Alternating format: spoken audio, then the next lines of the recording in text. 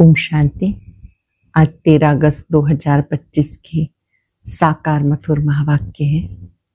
आज की मथुर मुरली में बाबा ने बहुत सुंदर राज बताया, कैसे ब्रह्मा सो विष्णु बनते हैं, विष्णु सो ब्रह्मा बनते हैं। ब्रह्मा के साथ ब्राह्मणों का भी बड़ा महत्व है। निराकार शिव बाबा प्रजापिता ब्रह्मा तन में जब प्रवेश करते हैं तो जो ब्रह्मा मुख से ज्ञान सुनते हैं वो मुख वंशावली ब्राह्मण है। वही ब्राह्मण सतयुग में देवता बनते हैं। प्रजापिता ब्रह्मा और ब्राह्मणों का क्या संबंध है, ये राज आज बाबा ने स्पष्ट किया। याद की यात्रा का महत्व बताते बाबा ने कहा, ये आपके लिए बहुत बड़ी सेफ्टी है। इस समय आपको याद की यात्रा में रहना है ताकि आप माया जीत बन जाएं। माया जब आती है तो बुद्धियोग तोड़ा देती है। बुद्धियोग बाबा से लगा रहे, उसके लिए निरंतर अभ्यास करते रहना है। इस ड्रामा को साक्षी होकर देखना है। एक का पार्ट ना मिले दूसरे से। महारथी बच्चे भी याद की यात्रा में ढीले हो जाते हैं। बाबा कहते बच्चों को ये गुप्त पुरुषार्थ निरंतर करना है, और कहीं कोई बात में मूंझते हो तो बाबा से पूछो। निराकार शिव बाबा इस ब्रह्मा मुख से ज्ञान सुनाते हैं। ये भृकुटी तख्त अब उनका तख्त है। कैसे निराकार शिव बाबा पढ़ाते हैं। जो ब्राह्मण बने हैं वो इस राज को समझते हैं, और यही राज समझकर औरों को समझाना है। एकाग्र होकर सुनेंगे। बाबा ने कहा, मीठे बच्चे, अकाल मूरत बाप का बोलता चलता तख्त ये ब्रह्मा है। जब ये ब्रह्मा में आते हैं तब तुम ब्राह्मणों को रचते हैं। अकाल मूरत बाप का बोलता चलता तख्त ये ब्रह्मा है। जब ये ब्रह्मा में आते हैं तब तुम ब्राह्मणों को रचते हैं। क्वेश्चन है, अक्लमंद बच्चे किस राज को समझकर ठीक रीति से समझा सकते हैं। अक्लमंद बच्चे किस राज को समझकर ठीक रीति से समझा सकते हैं। ब्रह्मा कौन है और ब्रह्मा सो विष्णु कैसे बनते हैं। प्रजापिता ब्रह्मा यहाँ है, वो कोई देवता नहीं। ब्रह्मा ने ब्राह्मणों द्वारा ज्ञान यज्ञ रचा। ये सब राज अक्लमंद बच्चे ही समझकर समझा सकते हैं। घोड़े सवार और प्यादे इसमें मूंझ जाएंगे। जो थोड़े से ढीले हैं, कमजोर हैं, वो बाबा ने कहा मूंझ जाएंगे, कंफ्यूज हो जाएंगे। गीता है, ओम नमो शिवाय। ओम शांति। भक्ति में महिमा करते हैं एक की। महिमा तो गाते हैं ना, परंतु ना उसको जानते हैं, ना उसके यथार्थ परिचय को जानते हैं। अगर यथार्थ महिमा जानते तो वर्णन जरूर करते। तुम बच्चे जानते हो, ऊंचते ऊंचे भगवान चित्र मुख्य है उनका। ब्रह्मा की संतान होगी ना, तुम सब ब्राह्मण ठहरे। ब्रह्मा को भी ब्राह्मण जानेंगे और कोई नहीं जानते, इसलिए मूंझते हैं। ये ब्रह्मा कैसे हो सकता। ब्रह्मा को दिखाया सूक्ष्म वतनवासी। अब प्रजापिता सूक्ष्म वतन में हो ना सके, वहां रचना होती नहीं। इस पर तुम्हारे साथ बहुत वाद विवाद भी करते हैं। समझाना चाहिए, ब्रह्मा और ब्राह्मण है तो सही ना। कैसे क्राइस्ट से क्रिश्चियन अक्षर निकला, बुद्ध से बोधि, इब्राहिम से इस्लाम, वैसे प्रजापिता ब्रह्मा से ब्राह्मण नामी ग्रामी है। आदि देव ब्रह्मा। वास्तव में ब्रह्मा को देवता नहीं कहा जाता, ये भी रॉन्ग है। ब्राह्मण जो अपने को कहलाते हैं उनसे पूछना चाहिए, ब्रह्मा कहाँ से आया, ये किसकी रचना है, ब्रह्मा को किसने क्रिएट किया। कभी कोई बता ना सके, जानते ही नहीं। ये भी तुम बच्चे जानते हो, शिव बाबा का जो रथ है जिसमें प्रवेश करते हैं, ये है ही वो जो आत्मा श्री कृष्ण प्रिंस बना था। ये कौन सी आत्मा है, वो बाबा ने बताया कि ये वही आत्मा है जो सतयुग में फर्स्ट प्रिंस थी। 84 जन्म के बाद ये ब्रह्मा बने हैं। जन्म पत्री का नाम तो इनका अपना अलग होगा ना, क्योंकि है तो मनुष्य। फिर इसमें प्रवेश करने से इनका नाम ब्रह्मा रखते हैं। निराकार शिव ने इनका नाम ब्रह्मा रखा। ये भी बच्चे जानते, वही ब्रह्मा विष्णु का रूप है। नारायण बनते हैं। 84 जन्मों के अंत में साधारण रथ है ना, ये शरीर सब आत्माओं के रथ हैं। अकाल मूर्त का बोलता चलता तख्त है।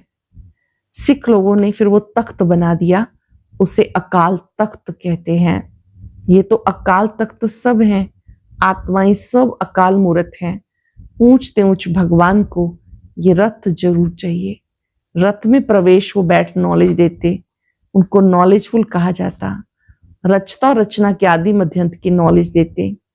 नॉलेजफुल का अर्थ कोई अंतर्यामी व जानी जाननहार नहीं, ये भी बातें समझने की हैं।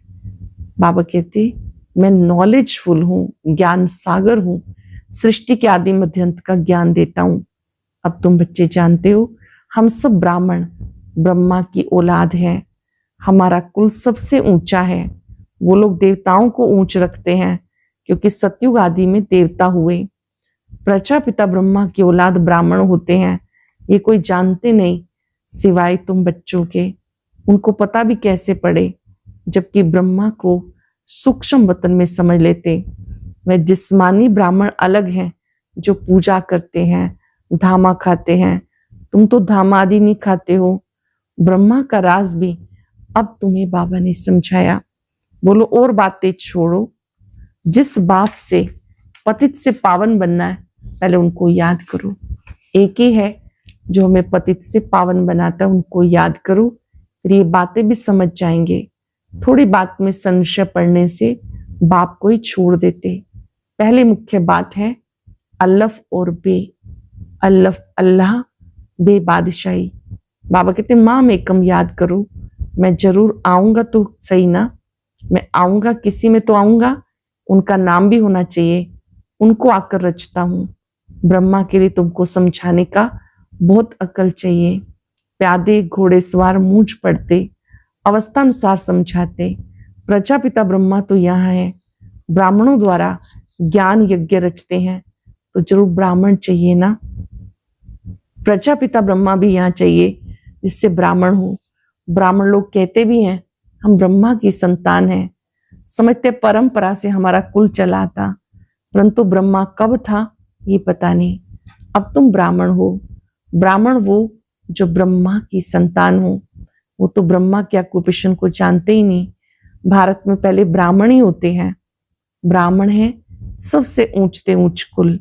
वे ब्राह्मण भी समझते हमारा कुल ब्रह्मा से निकला होगा, परंतु कैसे और कब ये वो नहीं जानते। तुम समझते हो प्रजापिता ब्रह्मा ही ब्राह्मणों को रचते हैं, जिन ब्राह्मणों को फिर देवता बनना है। ब्राह्मणों को आकर बाबा पढ़ाते हैं। बाप की भी डायनेस्टी नहीं, ब्राह्मणों की भी डायनेस्टी नहीं, ब्राह्मणों का कुल है। डायनेस्टी तब कहा जाए जब राजा रानी बने, जैसे सूर्यवंशी डायनेस्टी। तुम ब्राह्मणों में राजा तो बनते नहीं। वह तो जो कहते हैं कौरवों पांडवों का राज्य था। कौरव कौन, पांडव कौन? जो प्रीत बुद्धि है वो पांडव हैं, जो विपरीत बुद्धि है वो कौरव हैं। भारत ही सिरताज था, फिर से बनता है। बाबा की 3 बातों को अच्छी रीति समझना है। कैसे भारत स्वर्ग था, फिर बाबा आकर फिर से स्वर्ग बनाते हैं। यहाँ श्री लक्ष्मी नारायण का राज्य था। श्री कृष्ण प्रिंस होगा तो कहेंगे ना हमारा बाबा राजा है। ऐसे नहीं कि श्री कृष्ण का बाप राजा नहीं हो सकता। श्री कृष्ण प्रिंस कहलाया जाता तो जरूर राजा के पास जन्म हुआ। साहूकार के पास जन्म ले तो प्रिंस थोड़े कहलाएंगे। राजा के पद और साहूकार के पद में रात दिन का फर्क हो जाता है। श्री कृष्ण के बाप राजा का नाम ही नहीं, श्री कृष्ण का कितना नाम बाला है। बाप का ऊंच पद नहीं कहेंगे, वो तो 2nd क्लास का पद है, जो सिर्फ निमित्त बनते हैं श्री कृष्ण जी को जन्म देने के। ऐसे नहीं कि श्री कृष्ण की आत्मा से वह ऊंच पड़ा हुआ है, नहीं। श्री कृष्ण ही सो फिर नारायण बनते हैं, बाकी बाप का नाम ही गुम हो जाता है। जरूर ब्राह्मण, परंतु पढ़ाई में श्री कृष्ण जी से कम है। श्री कृष्ण जी की पढ़ाई अपने बाप से ऊंच थी, तब इनका इतना ऊंचा नाम होता है। इस आत्मा ने अधिक पुरुषार्थ किया, इसलिए उनका नाम होता है। श्री कृष्ण का पिता कौन था ये किसी को पता ही नहीं, आगे चल मालूम पड़ेगा। बनना तो यहीं से ही है। राधे के भी माँ बाप होंगे ना, परंतु उनसे राधे का नाम जास्ती है, क्योंकि माँ बाप कम पढ़े हुए हैं। राधे का नाम उनसे ज्यादा हो जाता। ईश्वरीय पढ़ाई उनके माता पिता ने उनसे कम पढ़ी, राधे का नाम उनसे ऊंच हो जाता। यह डिटेल की बातें बच्चों को समझाने के लिए। सारा मदार पढ़ाई पर है, ब्रह्मा पर भी समझाने का अकल होना चाहिए। वही श्री कृष्ण जो है, उनकी आत्मा 84 जन्म लेती। तुम भी 84 जन्म लेते हो। सब इकट्ठे तो नहीं आएंगे। जो पढ़ाई में पहले पहले होते, वहां भी वो पहले आएंगे। नंबरवार तो आते हैं ना, ये बड़ी महीन बातें हैं। कम बुद्धि वाले धारणा कर ना सके, नंबरवार जाते हैं। तुम ट्रांसफर होते हो, कितनी बड़ी क्यू है जो पिछाड़ी में जाएगी। नंबरवार अपने अपने स्थान पर जाकर निवास करेंगे। सबका स्थान बना हुआ है। ये बड़ा वंडरफुल खेल है, परंतु कोई समझते नहीं। इसे कहते कांटों का जंगल। यहाँ सब एक दो को दुख देते रहते हैं। वहां नेचुरल सुख है, यहाँ है आर्टिफिशियल सुख। रियल सुख एक बाप ही देने वाला है। यहाँ है कागविष्ठा के समान सुख। दिन प्रतिदिन तमो प्रधान बनते जाते। कितना दुख है। कहते बाबा, माया के तूफान बहुत आते हैं, माया उलझा देती, दुख की फीलिंग बहुत आती है। सुखदाता बाप के बच्चे बनकर अगर दुख की फीलिंग आती है तो बाबा कहेंगे बच्चे, ये तुम्हारा बड़ा ही कर्म हो गए। हम सुखदाता के बच्चे, सदा सुख स्वरूप रहना है, कभी दुख की फीलिंग नहीं आए। बाबा ने कहा अगर आती है समझे बड़ा कर्म हो गए। जब बाप मिला तो दुख की फीलिंग नहीं आनी चाहिए। जो पुराने कर्म हो गए उसे योग बल से चुकतू करो। अगर योग बल नहीं होगा तो मोचरा खाकर चुकतू करना पड़ेगा। मोचरा और मानी तो अच्छी नहीं। पहले सजाएं मिल गई, फिर थोड़ा सा रोटी का टुकड़ा मिल गया, ये तो अच्छा नहीं। सजा खा के पद पाना अच्छा नहीं। पुरुषार्थ करना चाहिए, नहीं तो फिर ट्रिब्यूनल बैठती है। प्रजा तो ढेर है, ये तो ड्रामा अनुसार सब गर्म जेल में बहुत सजाएं खाते हैं। आत्माएं भटकती भी बहुत हैं। कोई कोई आत्माएं बहुत नुकसान करती हैं। जब कोई में अशुद्ध आत्मा का प्रवेश होता है तो कितना हैरान होते। नई दुनिया में बातें होती नहीं। अब तुम पुरुषार्थ करते हो, हम नई दुनिया में जाएं। वहां जाकर नए नए महल बनाने पड़ेंगे। राजाओं के पास जन्म लेते हो, जैसे श्री कृष्ण जन्म लेते, पर तुम इतने महल आदि सब पहले से थोड़े ही होते हैं, वो तो फिर बनाने पड़े। कौन रचते हैं? जिनके पास जन्म लेते हैं। गाया हुआ है राजाओं के पास जन्म होता है। क्या होता है तो आगे चल करके देखना। अभी थोड़ा ही बाबा बताएंगे, फिर आर्टिफिशियल नाटक हो जाए, इसलिए बताते कुछ नहीं। ड्रामा में जब जो सीन होनी है बाबा पहले नहीं बताएंगे, फिर तो बाबा कहते आर्टिफिशियल हो जाए। ड्रामा में बताने की नूंद नहीं है। बाबा कहते मैं भी पाठधारी हूं, आगे की बातें पहले से ही जानता होता तो बहुत कुछ बताता। बाबा अंतर्यामी होता तो पहले से बताता। बाबा कहते नहीं, ड्रामा में जो होता है उसको साक्षी होकर देखते चलो। ये विधि विधान है। जो भी दृश्य सामने है साक्षी दृष्टा बनकर देखते चलो। साथ साथ याद की यात्रा में मस्त रहो। इसी में फेल हो जाते हैं। ज्ञान कभी कम जास्ती नहीं होता। याद की यात्रा कभी कम और कभी जास्ती होती है। ज्ञान तो जो मिला है सो है ही। याद की यात्रा में कभी उमंग रहता है और कभी ढीले हो जाते हैं।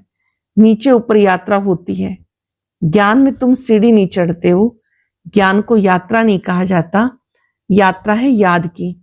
बाबा कहते याद में रहने से तुम सेफ्टी में रहेंगे। देहाभिमान में आने से बहुत धोखा खाते हो, विकर्म कर लेते हो। देहाभिमान में आने से धोखा खाते हो, विकर्म कर लेते हो, कामा शत्रु है, इसमें फेल हो जाते। क्रोध आदि की बाबा इतनी बात नहीं करते। ज्ञान से या तो है ही सेकंड में जीवन मुक्ति, या फिर कहते सागर को स्याही बनाओ तो भी पूरा नहीं हो, या तो सिर्फ कहते अल्लाह को याद करो। याद करना किसको कहा जाता ये थोड़ा ही जानते हैं। कहते कलयुग से हमें सतयुग में ले चलो। पुरानी दुनिया में दुख है, देखते हो बरसात में कितने मकान गिरते हैं, कितने डूब जाते हैं। बरसात आदि ये नेचुरल कैलेमिटीज भी होगी, सब अचानक होता रहेगा। कुंभकर्ण की नींद में सोए हुए हैं इस समय सब मनुष्य, कुंभकर्ण की नींद में सोए हुए हैं। विनाश के समय जागेंगे फिर क्या कर सकेंगे, मर जाएंगे। धरती भी जोर से हिलती है, तूफान बरसात आदि सब होता, बॉम्ब्स भी फेंकते हैं, परंतु यहाँ एडिशन है सिविल वार। रक्त की नदियां गाई हुई हैं, यहाँ मारा मारी होती है, एक दो पर केस करते रहते, सो लड़ेंगे भी जरूर। सब है निधन के, तुम हो धनी के, कोई लड़ाई आदि तुमको नहीं करनी। ब्राह्मण बनने से तुम धनी के बन जाते हो। धनी बाप को या पति को कहते हैं। शिव बाबा पतियों का पति है। सगाई हो जाती फिर कहते हैं हम ऐसे पति के साथ कब मिलेंगी। आत्माएं कहती शिव बाबा हमारी तो आपसे सगाई हो गई, अब आपसे हम मिले कैसे। कोई तो सच लिखते हैं, कई बहुत छिपाते हैं, सच्चाई से लिखते नहीं। बाबा हमसे भूल हो गई, क्षमा करो। कोई भूल हो जाए तो बाबा को सच बताना है, बाबा हमसे भूल हो गई, क्षमा करो। अगर कोई विकार में गिरते हैं तो बुद्धि में धारणा नहीं हो सकती। बाबा कहते तुम ऐसी कड़ी भूल करेंगे तो चकनाचूर हो जाएंगे। तुम्हें हम गोरा बनने के लिए, गोरा बनाने के लिए आए हैं, फिर तुम कैसे काला मुंह करते हो। भले स्वर्ग में जाएंगे परंतु पाई पैसे का पद पाएंगे। राजधानी स्थापन हो रही है, कोई तो हार खाकर जन्म जन्मांतर पद भ्रष्ट हो जाते हैं। कहेंगे बाप से तुम ये पद पाने आए हो, बाप इतना ऊंच बने, हम बच्चे फिर प्रजा थोड़े ही बनेंगे। बाप गद्दी पर हो और बच्चा दास दासी बने, कितनी लज्जा की बात है। पिछाड़ी में तुम्हें सब साक्षात्कार होंगे, फिर तुम बहुत पछताएंगे, नाहिक ऐसा किया। सन्यासी भी ब्रह्मचर्य में रहते हैं तो विकारी सब उनको माथा टेकते हैं। पवित्रता का मान है, किसकी तकदीर में नहीं, तो बाप आकर पढ़ाते फिर भी गफलत करते रहते हैं, याद ही नहीं करते, बहुत विक्रम बन जाते। तुम बच्चों पर अब है बृहस्पति की दशा, इससे ऊंच दशा और कोई होती नहीं। अच्छे से अच्छी है बृहस्पति की दशा, सबसे बुरी है राहु की दशा। ये दशाएं चक्र लगाती रहती तुम बच्चों पर। अच्छा मीठे मीठे सिक्किलदे बच्चों प्रति माता पिता बाप दादा का याद प्यार, गुड मॉर्निंग। रूहानी बाप की रूहानी बच्चों को नमस्ते, रूहानी बच्चों की रूहानी बाप दादा को याद प्यार, नमस्ते, गुड मॉर्निंग, शुक्रिया बाबा, शुक्रिया। धारणा के लिए सार, पहली पॉइंट है इस ड्रामा की हर सीन को साक्षी होकर देखना है। एक बाप की याद में मस्त रहना है। याद की यात्रा में कभी उमंग कम ना हो, पढ़ाई में कभी गफलत नहीं करनी, अपनी ऊंची तकदीर बनाने के लिए पवित्र जरूर बनना है। हार खाकर जन्म जन्मांतर के लिए पदभ्रष्ट नहीं करना। इस ड्रामा की हर सीन को साक्षी होकर देखना है। एक बाप की याद में मस्त रहना है। याद की यात्रा में कभी उमंग कम ना हो, पढ़ाई में कभी गफलत नहीं करनी, अपनी ऊंची तकदीर बनाने के लिए पवित्र जरूर बनना है। हार खाकर जन्म जन्मांतर के लिए पदभ्रष्ट नहीं करना।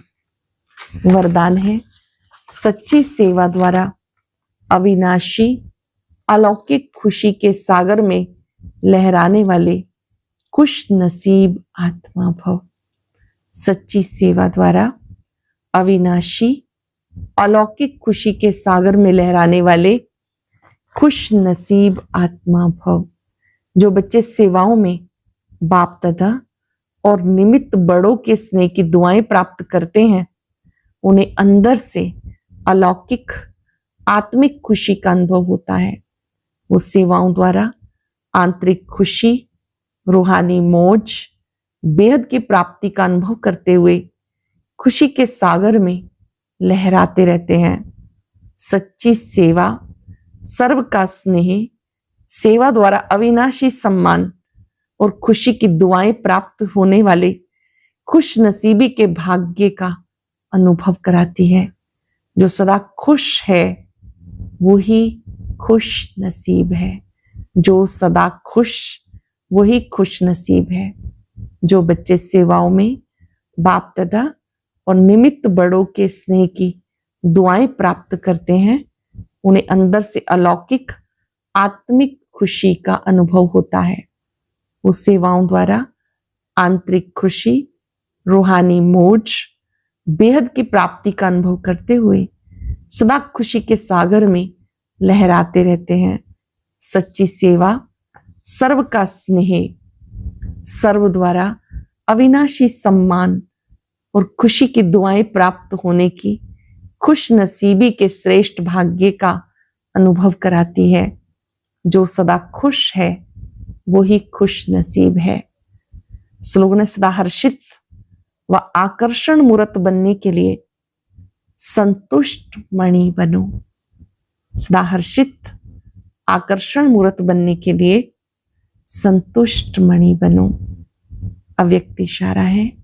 सहज योगी बनना है तो परमात्म प्यार के अनुभवी बनो। कर्म में, वाणी में, संबंध संपर्क में, लव और स्मृति व स्थिति में लवलीन रहना है। जो जितना लवली होगा उतना ही लवलीन रह सकता है। इस लवलीन स्थिति को मनुष्य आत्माओं ने लीन की स्थिति कह दिया। बाप में लव खत्म करके सिर्फ लीन शब्द को पकड़ लिया। आप बच्चे बाप के लव में लवलीन रहेंगे तो औरों को भी सहज आप समान, बाप समान बना सकेंगे। आज हमें याद रखना है, मैं सदा खुश नसीब आत्मा हूं। अविनाशी खुशी, सच्ची खुशी इस ब्राह्मण जीवन की प्रॉपर्टी है। जो सदा खुश है वही खुश नसीब है। याद करें, मैं खुश नसीब आत्मा हूं।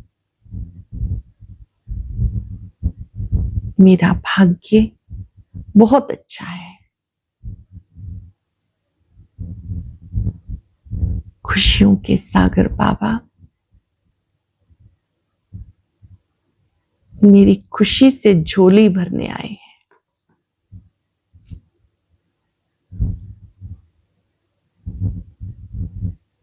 बाबा की खुशी की लहरें, खुशी की तरंगे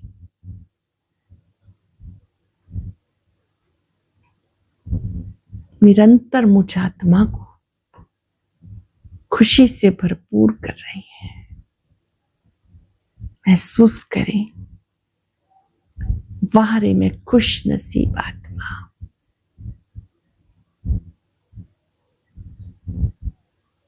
वारे में खुश नसीब आत्मा। शुक्रिया बाबा, शुक्रिया। ओम शांति शांति शांति।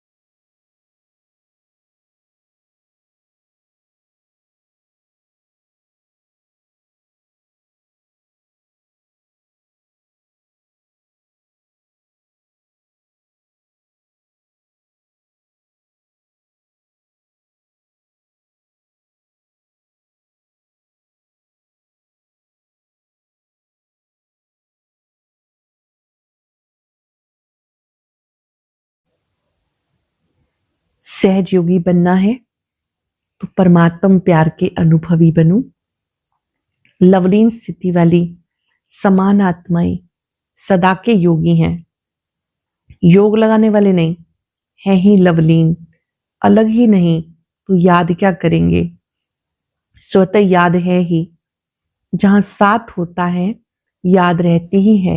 आज हम सब गोल्डन एज स्वभाव के लिए विशेष कार्य करेंगे। याद रखेंगे कि मुझे ईर्ष्या, जिद और सिद्ध से मुक्त बनना है और उसके लिए स्वमान में टिकेंगे। मैं अखंड महादानी आत्मा हूं, अखंड सहयोगी, अखंड महादानी आत्मा हूं।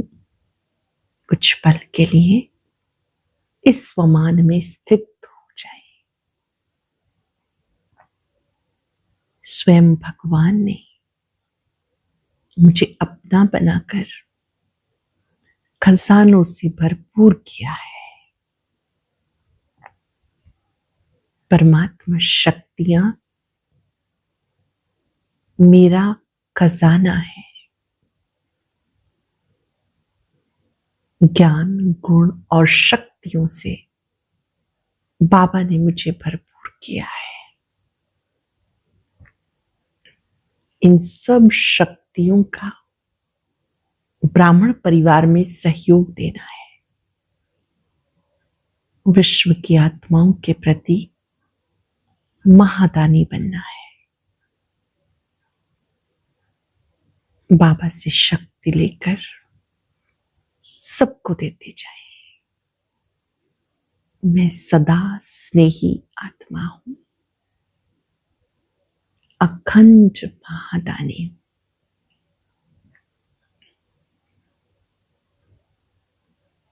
मन ही मन दृढ़ संकल्प करें, मेरा समय, संकल्प, श्वास सब विश्व सेवा के लिए।